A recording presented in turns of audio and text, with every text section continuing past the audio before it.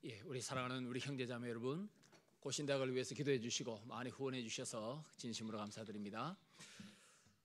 오늘은 종교개혁 500주년이 되는 아주 뜻깊은 날입니다. 어제 고신대학교 신학과 수시 모집 면접이 토요일에 있었습니다. 그래서 지원자들에게 종교개혁 500주년에 대해서 들어본 적이 있느냐 하니까 10명 중에 3명이 들어본 적이 없다라고 했습니다. 세계사 공부를 열심히 안 했든지 아니면 교회에서 전혀 강조를 안 했든지 두 가지 중에 한 가지 이유인 것 같습니다. 여러분은 지금 교회개혁 500주년을 기념하고 내 속에 개혁되어야 할 삶의 모습이 무엇인가를 곰곰이 생각해보는 아주 뜻깊은 좋은 교회에 여러분이 속해 있습니다. 심지어 고신의 아주 어머니와 같은 그런 교회조차도 종교개혁 500주년 여기에 대해서 지금까지 거의 강조하지 않았다라는 그런 이야기를 들어보았는데 참으로 안타까운 일입니다. 우리가 과거를 잘 알아야, 하나님께서 우리 선배들을 통해서 하신 일을 잘 알아야 우리가 교훈을 받을 수 있지 않겠습니까? 성경 전체가 어떻게 보면 과거에 신앙의 인물들을 통해서 하나님께서 하신 놀라운 일들을, 구원의 일들을 기록해 두셨고, 또 예수 그리스도의 복음을 우리가 2017년에 어떻게 삶으로서 증명할 것인가, 그런 귀한 사명을 저와 여러분이 가지고 있는 것입니다. 과거를, 하나님이 이전에 하신 일을 잘 되돌아보는 것이 중요합니다. 1517년, 지금부터 500년 전에 마틴 루트가 비텐베르그라는 독일의 작은 도시입니다. 작은 도시의 그 성당 문에 라틴 말로 95개 항의 반박문을 부착했습니다. 독일 사람이라면 독일 말로 써야 되는데 라틴어로, 이탈리아 말로 썼다는 것은 보통 독일 사람들이 알아듣지 못하는 언어로 95개 조문을 썼습니다. 모든 사람들에게 제일 처음부터 가톨릭의 로마 천주교의 잘못을 폭로하기 위한 그런 의도는 없었습니다. 모든 사람들이 가톨릭은 잘못됐다라는 것을 알도록 하려고 했다면 라틴어가 아니라 독일말로 썼을 것입니다. 그런데 이것이 이제 막 확산되어서 결국은 독일말로도 모든 잘못이 폭로되고 전면적인 종교개혁이 이루어졌습니다. 종교개혁의 결과는 뭐냐면 로마 천주교와 개신교가 이렇게 갈라서는 것이었습니다. 이제 종교가 다르다라고 딱 갈라져 버리는 것이 종교개혁의 작은 결론이라는 것입니다. 마틴 루터는 11월 10일 출생입니다. 11월 10일 태어나자마자 그 다음 날 가톨릭 성당에서 유아세례 비슷한 영세를 받았습니다. 11월 11일에 영세를 받았습니다. 요즘 젊은 사람들은 11월 11일이 무슨 날이라고 합니까? 빼빼로데이라고 부릅니다. 빼빼로데이 때 영세를 받았는데, 유아세례를 받았는데 가톨릭에서는 위대한 거룩한 탁월한 성인들이 많습니다. 아주 선행을 많이 하고 돌을 많이 닦고 거룩하게 살았다고 생각되는 성인들 숫자가 엄청납니다. 그 사람들은 자기 자신을 구원하고도 남음이 있는 공로가 많은 사람들입니다. 11월 11일은 성 마르틴이라는 성인의 날입니다. 그래서 마르틴 루터가 되는 것입니다. 성인의 이름을 유아세례 받았을 때 그날이 마르틴 성인의 날이었기 때문에 성 마르틴의 이름을 따서 마르틴 루터 종교개혁가, 독일의 종교개혁가 마르틴 루터라고 불리게 되었습니다. 그런데 왜 하필이면 10월의 마지막 날에 95개조 반박문을 붙였습니까? 왜 10월 31일에 붙입니까? 11월 1일에 붙여도 되는데, 바로 11월 1일은 가톨릭에 있어서 굉장히 중요한 날입니다.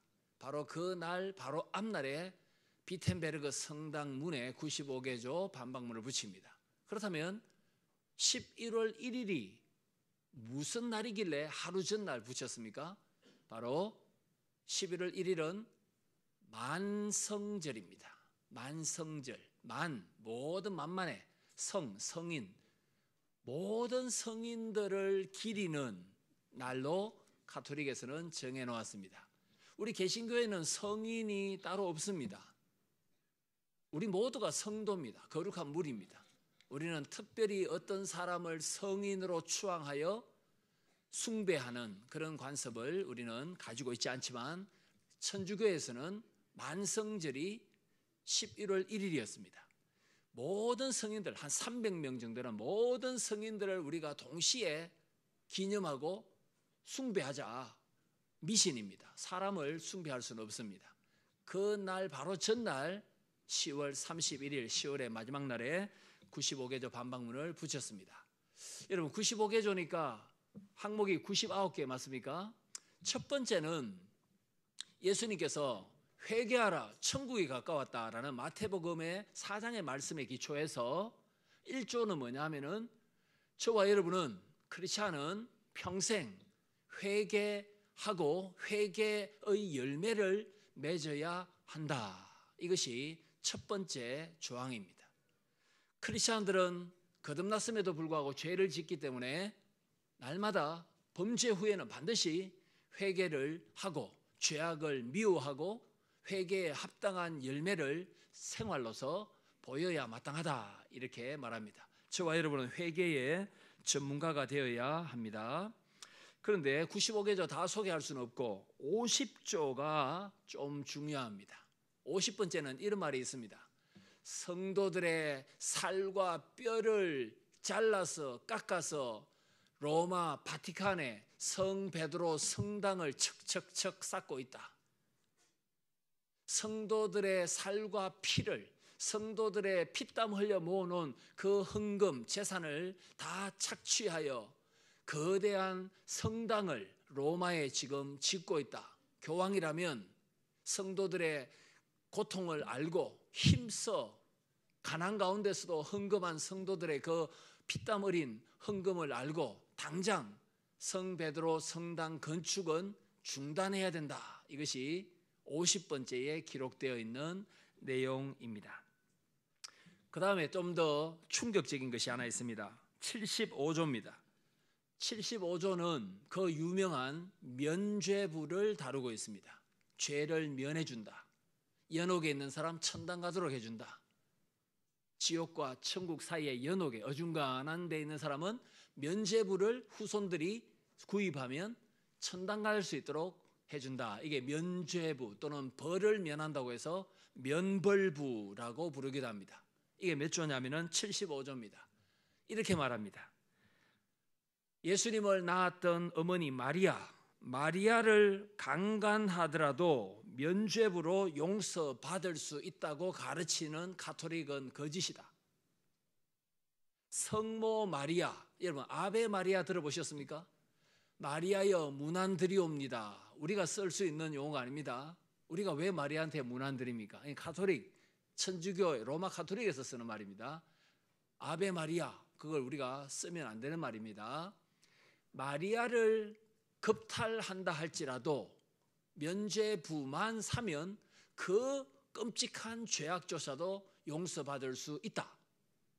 면죄부는 이 세상에 어떤 죄도 용서할 수 있는 힘이 있다.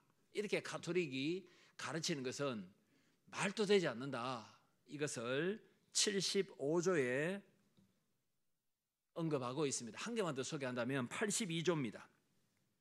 82조는 마태복음 16장에 예수님께서 천국 열쇠들을 베드로에게 주신 일이 있습니다. 맞죠? 천국 열쇠들, 말씀을 제대로 해석하고 가르치고 때로는 권징, 치리하기도 하고, 이걸 가톨릭에서는 누가 쥐고 있다고 하냐면은 일대 교황으로 추앙했던 베드로의 후손인 교황들이 천국의 열쇠를 가지고 있다.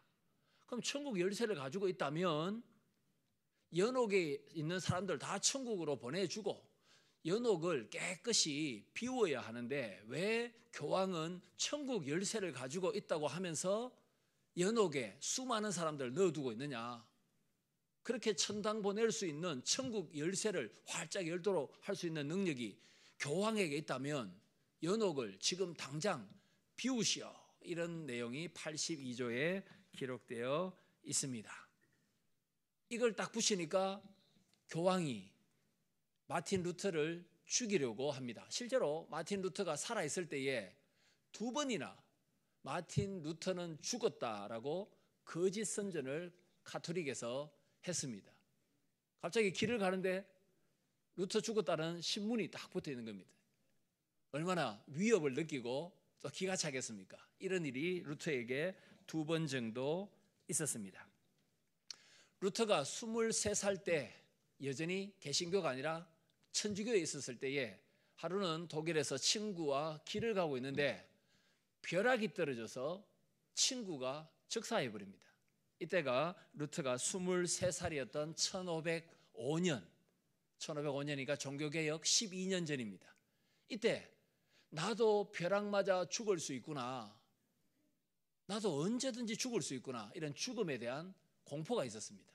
안 그래도 그 당시에는 유럽 인구의 3분의 1을 죽여버렸던 흑사병, 패스트가 유행했습니다. 흑사병, 3분의 1의 인구가 다 죽어버렸습니다. 그래서 루터 당시에는 사람이 딱 태어나면 언제 죽을지 모르기 때문에 유아 사망률이 또 상당히 높았기 때문에 그 다음 날 유아 세례를 베푸는 것이 관례였습니다. 그런데 문제는 겨울에 태어난 아기가 문제입니다. 1월 10일에 태어나서 지금 엄동설한인데 1월 11일 그 다음 날 유아 세례를 받아야 됩니다. 유아 세례를 받을 때 애를 푹 잠그지 않습니까? 그러면 감기 걸리고 폐렴 걸려서 아이가 죽을 수 있지 않습니까? 그래서 그 다음 날 유아 세례 베푸는 것 때문에 겨울에 태어난 아이들이 많이 죽었습니다. 실제로 유아 사망률이 확 올라버렸습니다. 그래서 루터는 이것도 개혁합니다. 반드시 출생 그 다음 날 유아 세례 받을 필요 없고 100일 안에만 받아도 된다. 그런데 스위스에서 종교개혁을 했던 쩌빙글리 같은 경우는 사람이 구약에서 태어나서 8일 만에 할례를 받지 않습니까? 그래서 8일 안에 유아 세례를 받으면 좋다. 반드시 하루 지나서 유아 세례를 받을 필요는 없다라고 말한 바가 있습니다. 그래서 유아 세례 날짜를 조금 이렇게 미루어 준 것만 해도 루터 때문에 유아 사망률이 현저하게 낮아지는 그런 개혁도 작은 개혁의 열매로 맺어진 바가 있습니다. 친구가 벼락 맞아서 죽는 모습을 보고 난 뒤에 내가 어떻게 하면 죽더라도 천국 갈 수 있을까? 여기에 대한 고민이 루터에게 많이 있었습니다. 결국은 그 사건이 있고 난 뒤에 7년 만에, 그 사건이 있고 난 뒤에 7년 만에 루터가 신학 공부를 하여 신학 박사가 29세 때 되어서 신생대학이었던 비텐베르그 대학의 구약 교수로 열심히 말씀을 가르치게 됩니다. 이때 시편이라든지 여러 성경을 로마서 같은 것을 가르치다가 오늘 우리 읽었던 로마서 1장 16, 17절 믿음으로 사람이 의롭게 되고 용서를 받고 구원을 받는다라는 이 놀라운 복음의 진리를 루터가 발견하게 됩니다. 혹시 파워포인트 보여주실 수 있습니까? 예, 그 뒤로 한번 넘겨주시겠습니까? 예, 제일 밑에 보시면은 이신칭이 믿음으로 의롭게 된다. 이신칭이 이것을 루터가 가르쳐 주는 것을 봅니다. 가톨릭에서는 신인 협동서를 가르쳤죠, 그죠? 여러분 자세히 한번 보십시오. 가톨릭에서는 어떻게 하면 구원을 받는다라고 가르쳤냐면 선행 그리고 참회입니다. 회개입니다. 선행과 참회를 균형 있게 한다면 영생을 얻는다. 이렇게 로마 가톨릭에서 가르쳤습니다. 그러나 루터는 뭐라고 합니까? 믿음으로 구원받는다. 그런데 진짜 믿음은 야고보서에서 말하는 것처럼 행함과 열매를 반드시 동반한다라고 가르쳤습니다. 그런데 가톨릭에서 참회를 통해서 구원받는다라고 말하는데 이 참회는 고해성사와 관련되는데 4가지가 필요합니다. 4가지를 다 충족시켜야 진짜 회개다라고 말합니다. 첫 번째는 뭐냐면은 통회입니다. 애통하는 것입니다. 내가 또 죄를 지었구나. 나는 좀 성령의 소욕을 따라서 거룩하게 살고 싶은데 내 속에 있는 육의 소욕 따라서 내가 또 죄를 지었구나. 애통하는 것이 필요합니다. 두 번째는 뭐냐면 애통하는 데서 그치는 것이 아니라 죄를 고백해야 됩니다. 내가 잘못했습니다 라고 고백합니다. 신부에게 고백합니다. 이러면 신부는 그래 너는 죄를 용서받았다라는 사죄 선언을 합니다. 애통함, 고백, 사죄 선언, 그 다음에 마지막 단계가 중요합니다. 이것이 바로 보속입니다. 보속이라는 것은 참회의 마지막 단계인데 죄값을 치러서 하나님을 만족시키는 것입니다. 죄값을 치러야 됩니다. 이때 신부와 교황이 죄값을 치르는 방법으로 면죄부를 사라 이렇게 말할 수 있다라는 것입니다. 결국은 참회를 통해서 구원받는데 면죄부를 통해서 구원을 받는다 이 말을 교황이 하고 싶어 했다라는 것입니다. 선행과 보속, 참회가 완전하지 못하면 사람은 연옥에 갑니다. 그래서 그 연옥에 가 있는 죄를 회개하고 뉘우치는 그 연옥에서 면죄부를 구입하면 이제 천국 갈 수 있다. 그런데 성인들은 자기 자신을 구원하고도 남음이 있는 선행이 있지 않습니까? 그 선행을 교황이 성인의 선행을 연옥에 있는 사람들에게 이렇게 넘겨줄 수 있습니다. 넘겨주는 방법이 바로 면죄부를 사는 것이었다라는 것입니다. 그 다음 장면 한번 보도록 하겠습니다. 글자가 좀 작아서 안 보이실 수도 있습니다만 루터는 이렇게 행동으로 사람의 노력으로 구원을 받고자 하는 천주교의 잘못을 오직 믿음으로, 오직 말씀으로, 오직 하나님의 은혜로 회복하려고 했습니다. 이것을 크게 5가지 오직이라는 말로 요약할 수 있습니다. 첫 번째로는 오직 은혜입니다. 사람의 참회나 사람의 면죄부를 사는 공로로 구원받는 것이 아니라 솔라 피데, 오직 믿음으로. 결국은 이게 솔라 그라치아, 오직 은혜가 되는 것입니다. 오직 은혜로 구원을 받습니다. 그 다음에 오직 성경입니다. 솔라 스크립추라라고 부르는 것입니다. 여러분, 가톨릭은 성경이 66권이 아니라 몇 권입니까? 73권입니다. 우리하고 성경이 좀 다릅니다. 우리보다 많습니다. 외경이라고 불리는 성령의 영감이 되지 않은 책 7권이 더 들어와 있습니다. 마카비상, 마카비하, 유딧, 토빗, 신약과 구약의 그 중간 시기 그리스 제국 당시에 경건하게 살고자 노력했던 유대인들의 그러한 내용, 책 내용이 7권이 가톨릭에 들어와 있습니다. 그래서 우리하고 성경 자체가 다릅니다. 하나님의 말씀에 뭔가 추가하면 안 됩니다. 맞습니까? 예. 성경에 있어서는 이단이 됩니다. 마치 몰몬교와 비슷합니다. 여러분, 그 제7일 그 말일 성도, 그 몰몬교, 안식교도 이단이지만 몰몬교도 몰몬경이라는 것이 들어와 있습니다. 그래서 이만큼 두꺼운 몰몬경이 교주에 계시받았다라는 이상한 내용이 성경에 들어와 있습니다. 성경에다가 그걸 또 붙여놨죠, 그죠? 이것은 다 이단들의 잘못이 되겠습니다. 그 다음에 솔루스 크리스투스, 오직 예수 그리스도로. 교황도 아니요, 성인도 아니요, 오직 예수 그리스도. 구원받을 만한 이름은 예수 그리스도밖에 없습니다. 맞죠? 저와 여러분은 이런 면에, 이런 기본적인 기독교의 교리에 있어서는, 핵심 내용에 있어서는 절대로 타협이나 양보 같은 것은 있을 수가 없습니다. 이런 데 있어서는 어떤 일이 있어도 우리가 확고하게 고수를 해야 되지, 여기에서 무슨 타협이 있고 혼합주의에 빠져서는 교회가 변질되게 됩니다. 이 모든 것은 오직 하나님의 영광을 위하여, 솔리 데오 글로리아, SDG 이렇게 약자로 쓰기도 합니다. 그 다음 장면 한번 보도록 하겠습니다.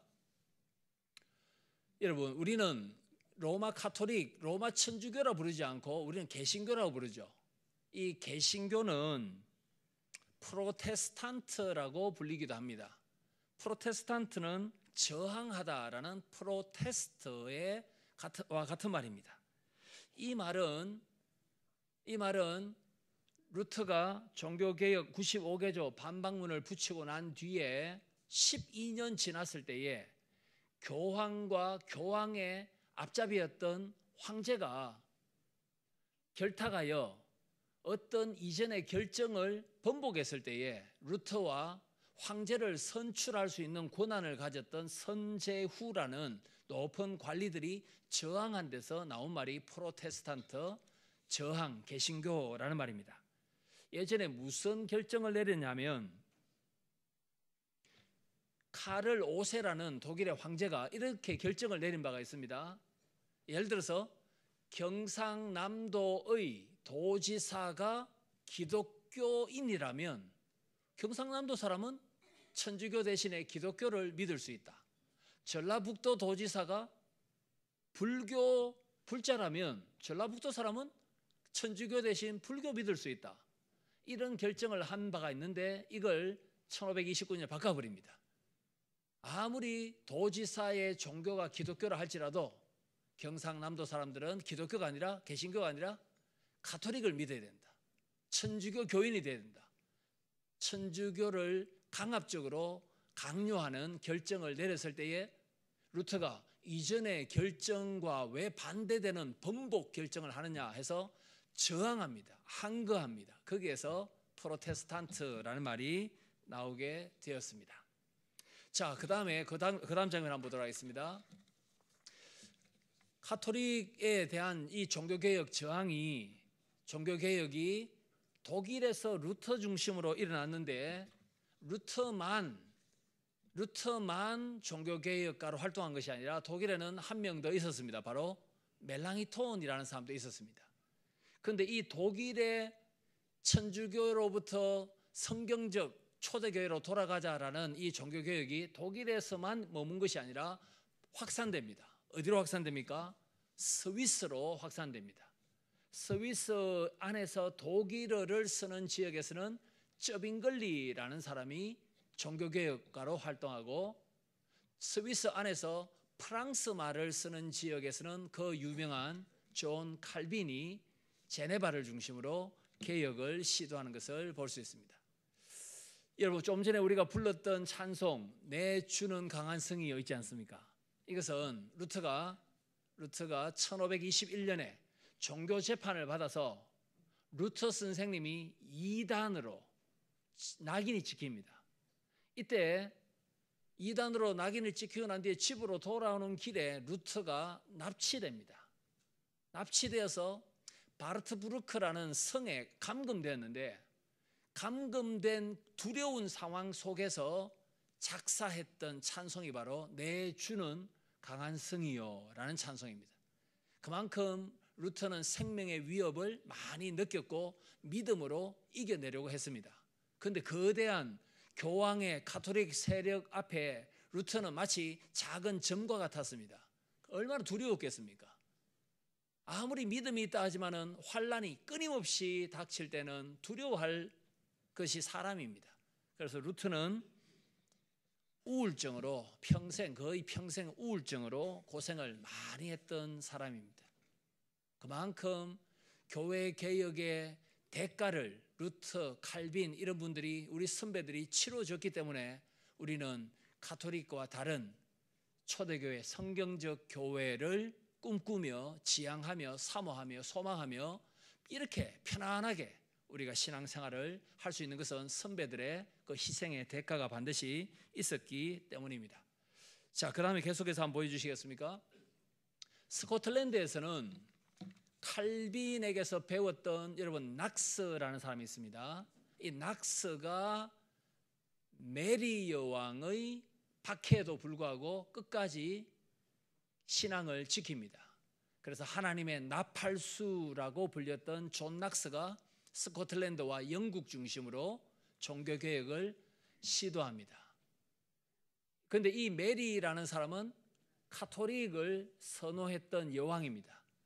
그래서 개신교도들이 메리 여왕의 박해를 받고, 그래서 자기 집에 기르는 개에게 메리 이렇게 이름을 붙였다는 말이 있습니다. 자기를 박해하는 카톨릭 여왕 이 메리를 비판하기 위해서 자기 집에 개에게 메리 이렇게 이름을 붙였다라는 말이 나옵니다. 그런데 이 메리 여왕이 딱 죽고 난 뒤에 에드워즈 같은 왕이 또 등장하는데, 이 사람은 카톨릭도 아니고 개신교도 아니었습니다. 영국에 중간 지점에 있었는데, 이때 더 확실하게 당신이 개신교 쪽으로 돌아서시오 요구했던 사람들이 나중에 청교도가 됩니다.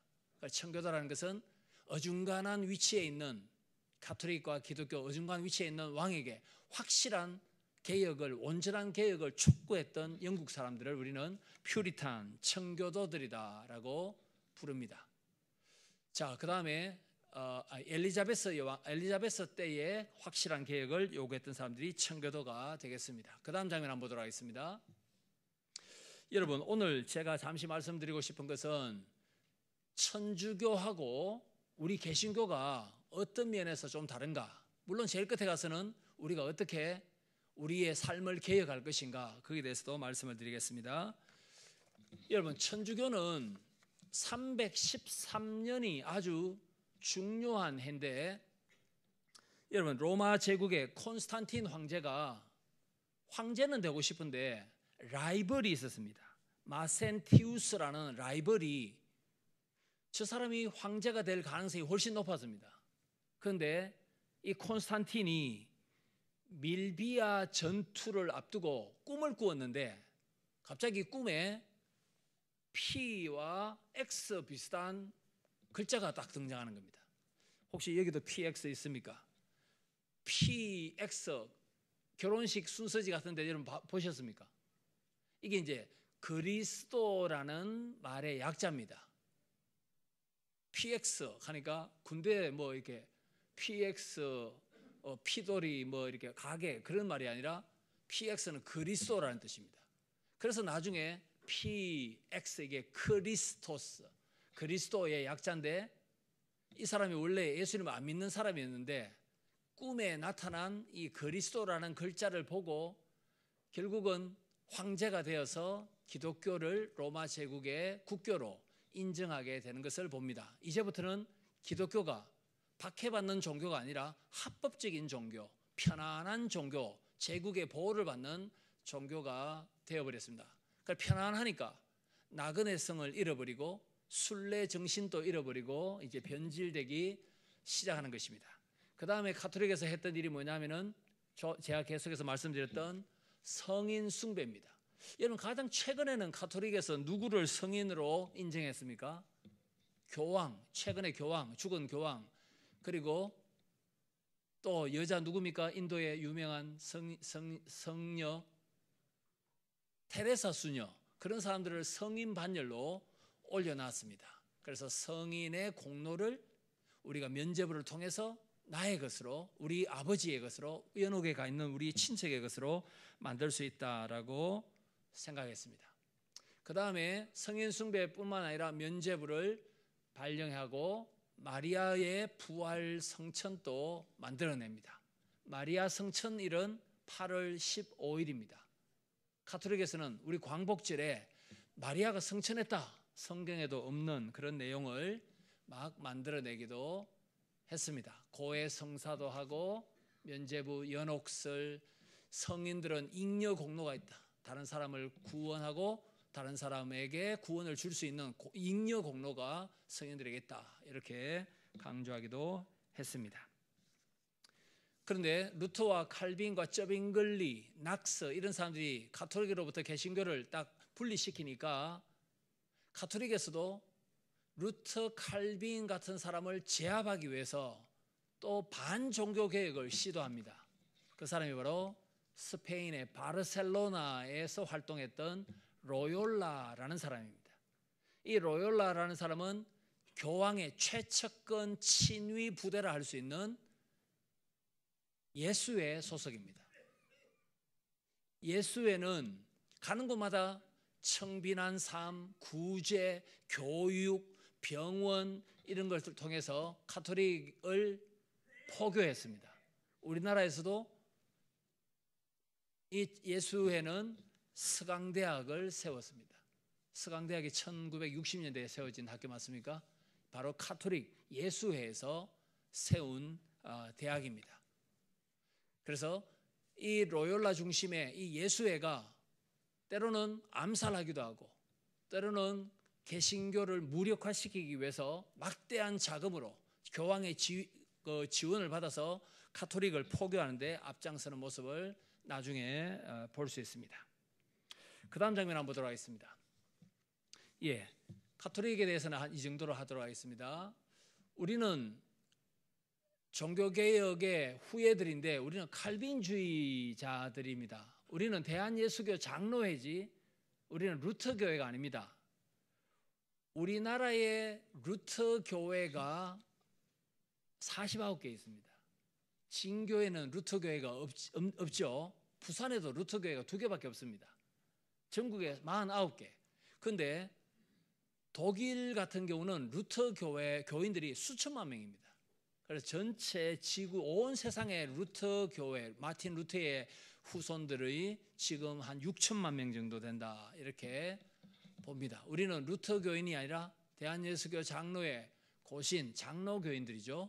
장로교회는 칼빈의 영향을 많이 받았습니다. 그렇다면 종교개혁가들인 루터와 칼빈은 어떤 면에서 비슷하고 어떤 면에서 다른가?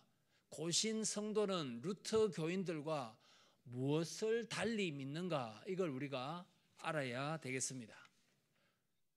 그 다음 장면 한번 보도록 하겠습니다. 글자가 좀 작은데 제가 한번 설명해 보도록 하겠습니다.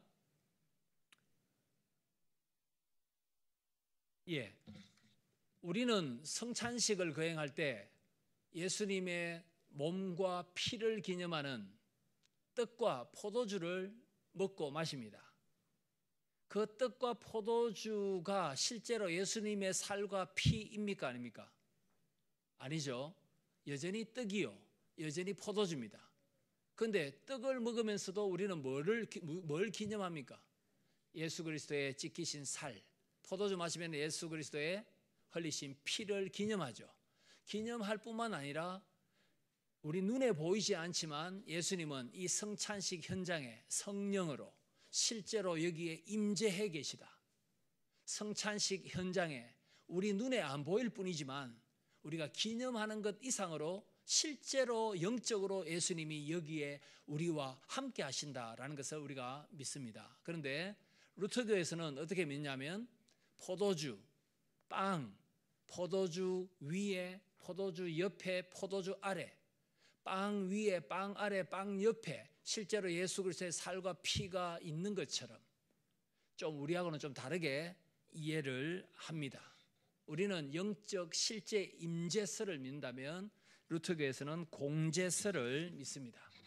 그 다음에 루터가 목회하고 설교했을 때에는 좀 특이한 것이 있었습니다. 그 뭐냐면 마틴 루터는 구약 교수였기 때문에 성경 해석을 참 잘했습니다.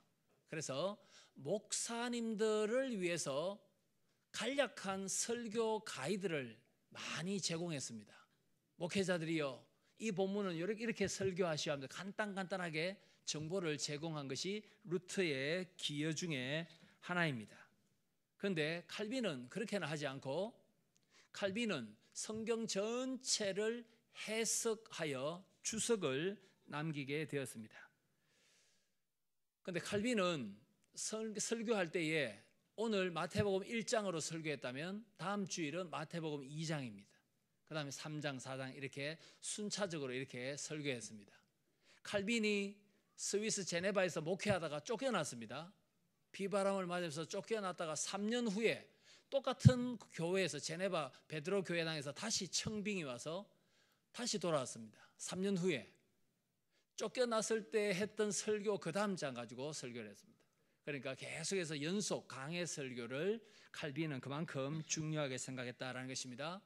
그리고 루터와 칼빈의 그 설교문을 보면은 대충 페이지를 보면은 설교 시간 분량이 나오지 않습니까?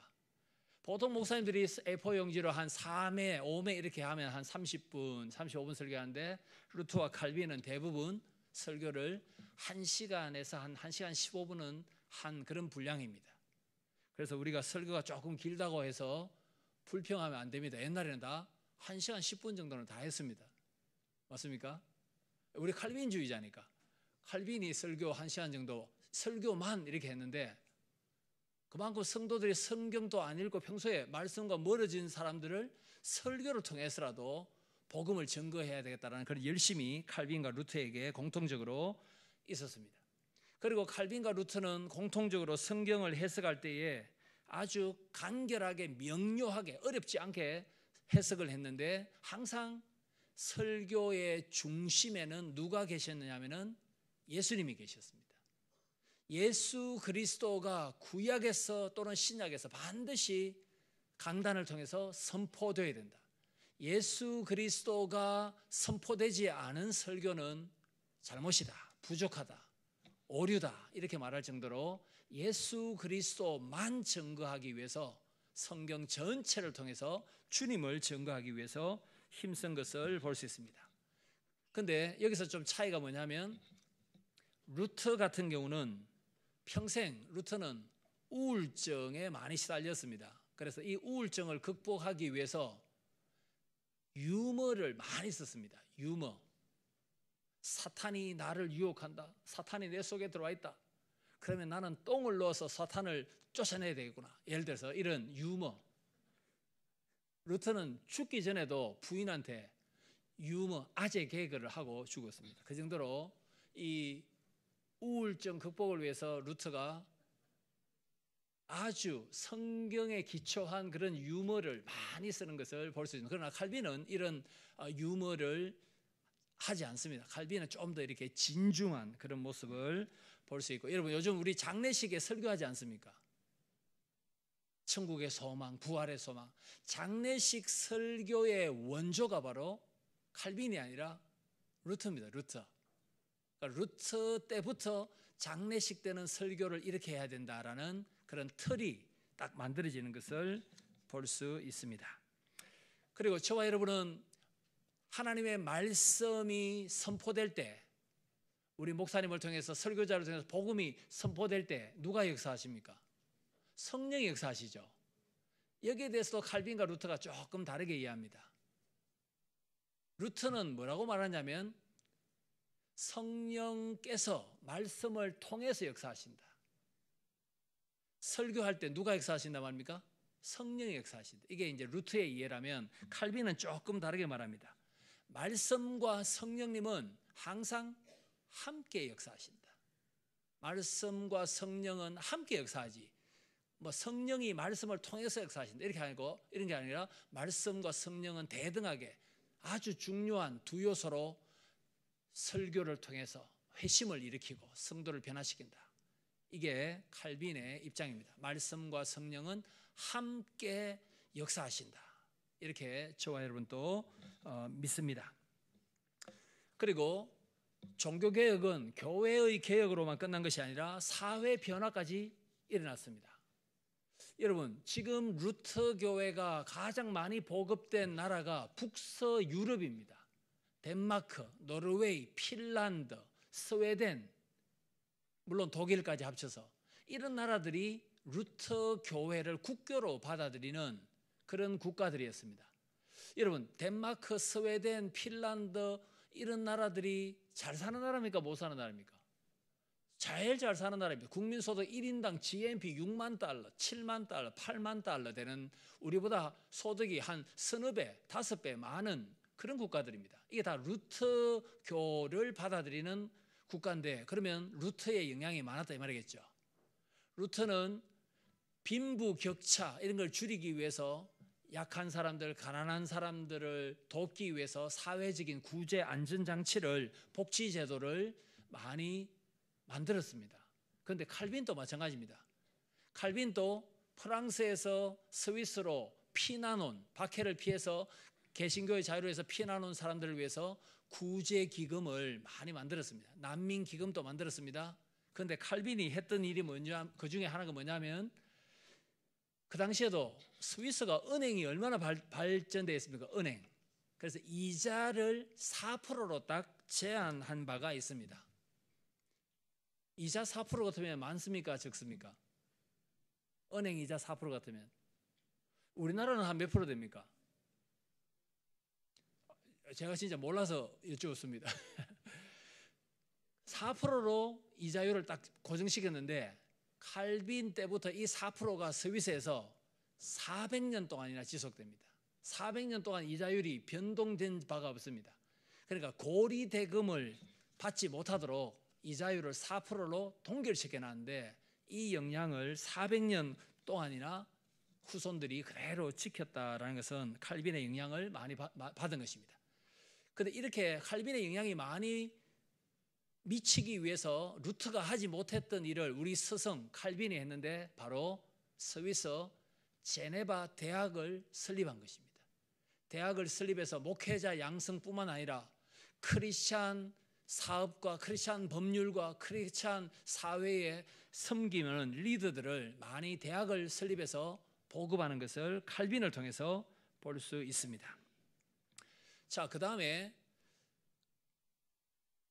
루터교에서는 여러분 루터교 목사님들을 한번 만나보신 적 있습니까? 루터교 목사님들이 이렇게 정장을 입습니까? 뭘 입습니까? 가톨릭 신부 복장과 비슷한 걸 입죠. 그걸 루터교에서는 허용을 합니다. 복장 자체가 로마 칼라 있죠. 복장 자체는 구원과 직결되지 않는다. 허용할 수도 있고 허용하지 않을 수도 있다. 교회당 안에 어떤 이렇게 조각 같은 거 있죠. 성상. 그것도 허용할 수 있다. 그러니까 루터교에서는 우리가 하지 않는 것을 훨씬 더 많이 인정을 합니다. 칼빈주의에서는 이 교회당 안에 무슨 상을 천사상을 만든지 십자가 조서도 잘 안 붙이는데 그죠? 우리는 그런 것을 될 수 있으면 안 하려고 하고 루터교에서는 할 수 있다 이렇게 허용하는 것을 볼 수 있습니다. 좀 전에 우리가 찬송을 할 때 드럼도 치고 이렇게 악기를 활용했지 않습니까? 사실 이것은 루터의 전통입니다. 칼빈은 예배 중에 악기 사용하지 말라 이렇게 말하는 바가 있습니다. 그럼 우리가 그러면 칼빈을 따라야 되는데 꼭 그렇지 않습니다. 반드시 우리가 악기를 사용하지 않아야 되고 소프라노, 알토, 베이스, 테너 중에서 칼빈은 무조건 소프라노만 해라 했는데 우리는 베이스도 할 수 있고 테너도 할 수 있습니다. 그래서 우리가 칼빈의 가르침을 2017년에 글자 그대로 이렇게 수용하기에는 무리가 따르기도 합니다. 자, 칼빈과 루터의 차이 중에서 이런 차이도 있습니다. 루터는 가톨릭 수녀와 결혼했습니다. 하루는 가톨릭 수녀들이 탈출을 해버렸어요. 수녀원에서. 그래서 한 5명 탈출하는 것을 루터가 집에서 보호해주면서 첫 번째 수녀는 누구하고 결혼하시오 이렇게 중매를 많이 줬습니다. 근데 제일 나중까지 한 명이 남아 있었습니다. 이 사람은 좀 인기가 없고 매력이 없이 생겼는지 잘 모르겠습니다만은 그러면 내가 책임지게 됐다 해서 어떻게 해야 됩니까? 루터가 이제 결혼을 합니다. 그 사람이 폰보라라는 수녀입니다. 결국은 가톨릭 수도사였던 신부였던 루터가 수녀와 결혼하는 일이 있었고 수녀들이요 신부들이요 결혼하라 이렇게 루터는 가르쳤습니다. 칼빈은 총각으로 제네바에서 목회하다가 자기 교회에서 내 신부감이 어디는가 쭉 살펴봤습니다. 살펴볼 때에 조건이 2개 있었습니다. 첫 번째 조건은 칼빈은 몸이 약했던 사람입니다. 그래서 내조를 잘 할 수 있는 사람, 밥도 잘하고 청소도 잘하고 빨래도 잘하고 내조를 잘 할 수 있는 사람, 이게 첫 번째 조건이었습니다. 그보다 더 중요한 배우자의 조건은 칼빈이 볼 때는 경건이었습니다. 경건, 가톨릭 용어로 하면 영성입니다. 그래서 한 명 딱 저 사람이다 싶어서 딱 결정을 했습니다. 남편이 이미 죽었던 과부였습니다. 아이가 2 달린 과부 이들레떼와 결혼을 하게 됩니다. 루터와 칼빈 둘 다 좀 결혼이 좀 평범하지 않습니다. 그런데 칼빈은 결혼 생활이 한 9년밖에 지속되지 않습니다. 왜냐하면 이들레떼 아내가 먼저 죽었기 때문입니다. 이들레떼가 죽을 때에 하나님을 찬송하고 죽습니다. 이 종교개혁의 아내들도 대단한 믿음의 사람들입니다. 칼빈의 아내가 죽을 때에 결혼하기 전에 이미 애가 2명 있었죠. 남편 칼빈에게 이 2명 아이를 내가 죽더라도 좀 잘 돌봐달라고 부탁을 하고, 또 칼빈과 이들레떼 사이에 결혼해서 태어난 아이들이 한 3명 있었는데 태어나자마자 거의 다 죽어버렸습니다. 이 이들레떼가 죽을 때 이런 고백을 합니다.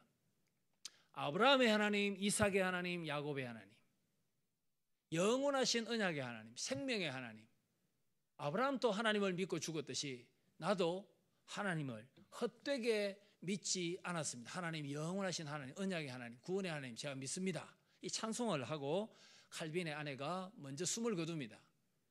나중에 칼빈이 55세 되었을 때 1564년에 칼빈이 제자, 후계자, 배자의 품에 안겨서 죽을 때 칼빈은 누가복음 2장 29에서 32절에 제사장 시몬의 찬송을 부르면서 죽습니다.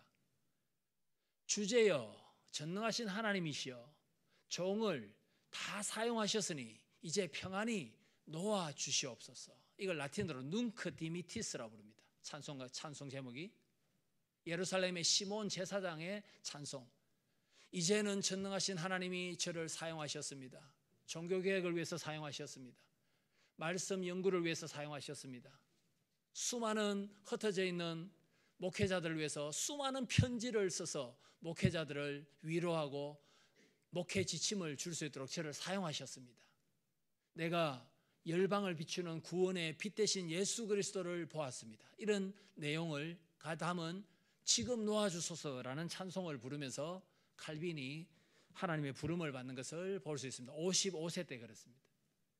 우리 진교교회 성도 여러분들은 돌아가실 때 무슨 말하고 돌아가시겠습니까? 오늘 정해 놓으십시오. 누가복음 2장 그죠? 예수님이 생후 40일 됐을 때 어머니 마리아가 정결케 되는 그날이었습니다. 전능하신 하나님, 내가 구원의 하나님을 믿었습니다. 구원의 빛을, 은혜를 제가 받았습니다. 제가 주님을 위해서 열심히 이 땅에서 쓰임받고 장기려 박사님이 고백했던 것처럼 비문에 비석에 쓰여진 것처럼 하나님을 섬기다가 간 사람, 이게 성산 장기려 박사님의 그 비석 글자입니다. 하나님을 섬기다가 간 사람, 복음병원 세우신 분. 우리도 이런 좀 멋진 고백을 하면서 하나님의 손에 들려서 쓰임받았다, 이런 각오가 우리에게 있고 이런 말을, 신앙 고백을 딱 하고 하나님 부름을 받으면 얼마나 우리가 종교개혁의 후손답게 사는 것이 되겠습니까? 이제 서서히 시간이 많이 지나서 정리하도록 하겠습니다. 루터, 칼빈 모두 다 여러 가지 합병증으로 고생했던 사람입니다. 칼빈은 35세부터 거의 종합병동이 되어버렸습니다. 12가지 합병증에 걸렸습니다. 온갖 어려움이 많았습니다. 통풍, 신장결석, 그 좋아했던 승마도 치질 때문에 포기하고 온갖 질병들이 많았어요. 치질은 뭐 큰 질병도 아니죠. 신장결석. 칼빈도 잠을 많이 못 잤던 사람입니다. 수면장애. 우리나라도 지금 수면장애 환자들이 많죠. 염려가 많았어. 베드로는 투옥되었을 때에 군사들 사이에 예수님 제자 야고보가 순교된 그 다음 날에도 베드로는 편안하게 굴굴 자고 있지 않습니까?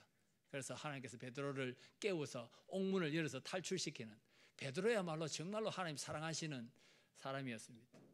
사랑하는 자에게 단잠을 주시는데, 그러나 이 칼빈, 루터 같은 사람은 이 생명의 위협을 받는 이 종교개혁 상황 속에서 수면장애라든지 우울증이라든지 여러 가지 질병을 가지고 살았지만은, 여기서 우리 스승 칼빈이, 루터가 아닙니다, 칼빈이 했던 위대한 고백을 볼 수 있습니다. 하나님께서 나에게 불필요한 것은 하나라도 준 바가 없다. 하나님은 복과 화를 공평하게 분배하신다, 이 말을 합니다. 나는 왜 이럴까? 우리 집안은 왜 이럴까? 다른 집안에는 골치 썩이는 아이가 1명인데 우리 집은 왜 2명일까? 이런 것이 아니라 하나님께서 반드시 필요하다고 생각하시기 때문에 복과 화를 분배하신다. 이런 위대한 신앙 고백을 칼빈이 하는 것을 볼 수 있습니다. 이거 말고도 루터와 칼빈을 비교할 요소가 많이 있습니다. 이제 결론을 맺도록 하겠습니다. 루터는 신약 성경을 3주 만에 번역해 버립니다. 독일 말로. 루터는 칼빈과 더불어서 천재들이 됐습니다. 언어도 잘하고 말씀도 잘하고 어릴 때부터 찬양 대원이었고, 루터는 어릴 때부터 누가 성경 구절을 딱 말하면 어느 성경 몇 장에 있다 이걸 다 알았습니다. 어릴 적부터 찬송도 잘 알고. 칼빈도 마찬가지입니다. 어제 신학과 면접을 보는데 신약의 복음서가 몇 개 있냐 하니까 5개 있대요. 그걸 한번 말해봐라. 누가복음, 마태복음 이렇게 하더만 나가고 요한복음 다 했는데 하나는 이제 잊어버렸습니다. 5복음서인데 마태, 마가, 누가, 요한 다 말하고 하나는 제가 알았는데 잊어버렸다. 원래 4개밖에 없는데요, 맞죠? 이사야서를 제5복음서라고 부르기 때문에 이 친구가 이사야서를 염두에 두고 있나? 아니면 또 학자들이 막 만들어낸 Q라는 복음서인데 Q를 알고 있나? 그게 아니고 잊어버렸다. 하나님의 말씀을 한글로 우리가 다 가지고 있고, 맞죠? 이게 이스라엘 말도 아니고 그리스 말도 아닌데 성경을 그렇게 안 읽어서 되겠느냐? 영의 양식인데 하루에 밥 한 3끼 먹으면서 어떻게 그렇게 성경을 안 읽을 수 있느냐? 대부분 성경을 일독할까 말까 이런 학생들, 고등학생들이 바쁘기는 바쁩니다만은 어떻게 이렇게 하나님의 말씀을 읽지 않고 우리가 영적으로 살 수 있는가? 참 놀랍다. 서울에서 온 친구, 나는 한 분밖에 안 읽었지만 저는 부끄럽다고 생각하지 않습니다. 이야, 참 담대하다. 니 참 담대하고 긍정맨이다. 그러나 너는 점수는 낮다. 우리가 지금 종교개혁인데, 종교개혁 500주년인데 주의 말씀이 송이 꿀처럼 달달하는 말씀을 우리가 좀 잘 먹어야 되겠습니다. 그리고 오직 하나님의 은혜로 구원받는다. 그리고 은혜로 구원받지만 주님의 생명을 바쳐서 우리를 구원하시기 때문에 우리가 주님을 더 사랑하는 마음이, 삶의 열매가, 회개의 열매가 반드시 우리에게 있어야 되겠습니다. 우리 속에 있는 가톨릭의 성인 숭배와 같은 마리아 성천 같은 이상한 그런 미신들, 예수님을 믿으면서도 전보로 다니고 이런 것들은 우리가 다 과감하게 청산해야 되겠습니다. 그리고 우리 남의 잘못을 지적하기 전에 우리가 먼저 개혁의 대상이다라는 것을, 내 속에 무엇을 바꿔야 될 것인가, 그걸 여러분 곰곰이 생각해 보시죠. 오늘 아침에 저도 종교개혁 500주년을 맞이해서 나는 무엇을 개혁해야 될까 한 10가지만 생각해 보자. 10가지 생각하는데 시간이 오래 걸리지 않습니다. 개혁할 것이 너무 많아서 나 자신부터 바꿔야 되겠다. 그리고 고신대학의 교훈이 코람데오입니다. 맞습니까? 하나님 앞에서. 이건 칼빈은 몇 번 말했지만 루터는 자주 말했던 표입니다. 내주는 강한 성이요, 루터의 찬송이 고신대학 교가입니다. 코람데오, 이것은 주로 루터가 강조했던 표입니다. 코람데오, 하나님 앞에서 우리가 살아야 되겠구나. 인간 앞에서 잘 보이려고 하는 것이 아니라 하나님 앞에서 내가 거룩하고 의의 열매를 두렵고 떨림으로 구원을 이루어야 되겠구나. 이런 다짐이 우리에게 있어야 되겠습니다. 마지막입니다. 여러분 SFC 배지 보셨습니까? SFC 배지 보시면 손이 있고 또 뭐가 있습니까? 심장이 있습니다. 그래서 어제도 제가 면접 보면서 너가 SFC 학교에서 활동했는데 이 배지가 뭘 상징하는지 아느냐? 하트는 사랑인 것 같고 우리가 주님을 만나기 위해서 하늘로 올라가는 것 같습니다. 이렇게 하는데 그건 좋은 해석인데 그런 게 아니고 신속하게 기꺼이 내 심장 목숨을 주님께 바치겠다라는 칼빈의 인생의 모토, 자기 인생관이었습니다. 좌우명이었습니다. 좌우명. 주님이 나를 위해서 생명 바쳐서 구원하셨다면 저도 목숨 바쳐서 신속하게 주저함 없이 믿음으로 신속하게 반응하여 주님의 영광을 위해서 내 삶을, 나의 달란트와 모든 것을 주님께 바치겠습니다. 이러한 각오가 저와 여러분에게 있다면 주의 교회를 사랑하고 진교교회가 더욱더 사랑이 충만한 교회, 복음이 충만한 교회가 되도록 내가 어떻게 헌신할 것인가, 이것만 우리가 잘 생각하고 결단하더라도 오늘 종교개혁 500주년은 큰 성공이라고 생각합니다. 오늘 우리가 말씀 따라서 어떻게 살아야 될 것인가 다 잊어버려도 상관없습니다. 한 가지만 딱 우리가 기억했으면 좋겠습니다. 내가 좀 더 주님과 옆에 있는 성도를 사랑하고 좀 더 복음이 충만한 진교회, 세상을 변화시킬 수 있는 사랑과 복음이 충만한 나 자신이 우리 공동체가 되어야 되겠다. 이것만 우리가 결단하더라도 하나님께서 기뻐 받으시는 종교개혁 500주년이 될 줄을 믿습니다. 기도하도록 하겠습니다.